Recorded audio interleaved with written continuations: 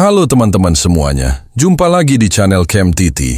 Hari ini kita akan membahas kisah luar biasa dari seorang tokoh iman yang namanya sering kita dengar, Abraham, bapa segala orang beriman. Perjalanan Abraham dimulai di kota Ur Kasdim, tempat ia dilahirkan dengan nama Abram. Ayahnya bernama Terah, yang merupakan keturunan dari Sem, anak Nuh. Abram menikah dengan Sarai, yang kemudian namanya diubah menjadi Sarah.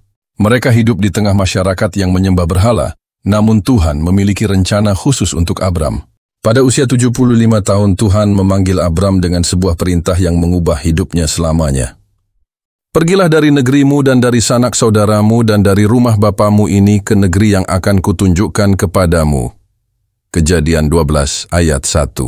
Bayangkan, di usia yang tidak muda lagi, Abram diminta meninggalkan zona nyamannya, keluarganya, dan segala yang ia kenal.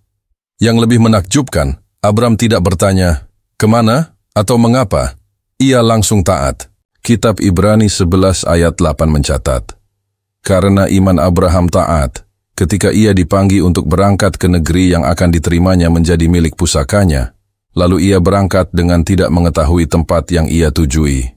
Tuhan memberikan janji yang luar biasa kepada Abram. Aku akan membuat engkau menjadi bangsa yang besar dan memberkati engkau serta membuat namamu masyhur dan engkau akan menjadi berkat. Kejadian 12 ayat 2. Namun, ada satu masalah besar. Sarai mandul dan mereka belum memiliki anak. Bertahun-tahun berlalu dan janji itu belum terpenuhi. Disinilah kita melihat pergumulan iman Abraham. Pada usia 86 tahun, atas saran Sarai, ia memiliki anak dengan Hagar, Ismail. Tapi ini bukan rencana Tuhan.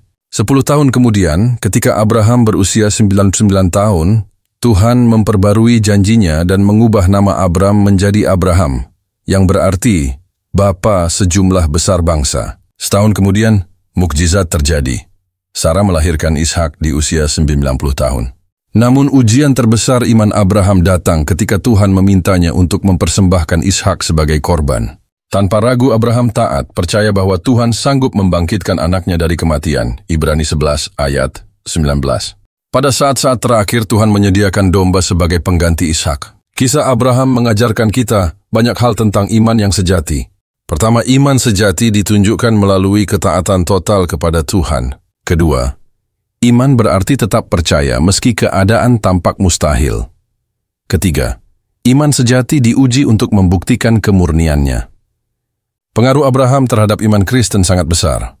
Rasul Paulus dalam Roma pasal 4 menggunakan Abraham sebagai contoh pembenaran oleh iman, bukan oleh perbuatan. Abraham percaya kepada Tuhan, maka Tuhan memperhitungkan hal itu kepadanya sebagai kebenaran.